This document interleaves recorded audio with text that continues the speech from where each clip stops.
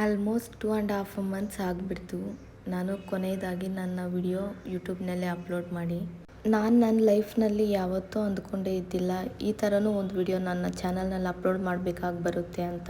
ನನ್ನ ಜೀವನದಲ್ಲಿ ಸಡನ್ನಾಗಿ ಈ ಥರ ಒಂದು ಬಿರುಗಾಳಿ ಬರುತ್ತೆ ಅಂತ ಯಾವುದೇ ಕಾರಣಕ್ಕೂ ಒಂದು ದಿನ ಸಹ ಯೋಚನೆ ಮಾಡಿ ನೋಡಿರಲಿಲ್ಲ. ಅಷ್ಟು ಸಂತೋಷವಾಗಿದ್ದ ಜೀವನ ಈಗ ಆಗಿಬಿಡ್ತು. ನನಗಾದಾಗ ಯಾವುದೇ ಬೇರೆ ಹೆಣ್ಮಗುಗೆ ಆಗಬಾರ್ದು ದೇವರಲ್ಲಿ ಯಾವತ್ತೂ ಬೇಡ್ಕೊಳ್ತಾ ಇರ್ತೀನಿ.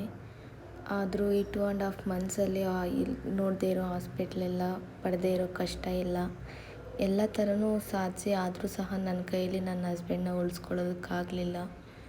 ಅವರು ನನ್ನ ಮೇಲೆ 100% ಹೋಪ್ ಇಕ್ಕಿದ್ರು, ನೀನು ಹೇಗಾದರೂ ನನ್ನನ್ನು ಕಾಪಾಡ್ಕೊಳ್ತೀಯ ಅಂತ. ಆದರೆ ನಾನು ಆ ಹೋಪನ್ನು ಉಳಿಸ್ಕೊಳ್ಳೋದಕ್ಕಾಗಲಿಲ್ಲ. ನಾನು ಹೇಗಾದರೂ ಮಾಡಿ ನನ್ನ ಗಂಡನ್ನ ನಾನು ಉಳಿಸ್ಕೊಳ್ಳೇಬೇಕು ಅನ್ನೋ ಪ್ರಯತ್ನದಲ್ಲಿ ನಾನಿವತ್ತು ಸೋತುಬಿಟ್ಟೆ. ಯಾವುದೇ ದೇವರು ಸಹ ನನ್ನ ಸಹಾಯಕ್ಕೆ ಬರಲಿಲ್ಲ ಅನಿಸುತ್ತೆ.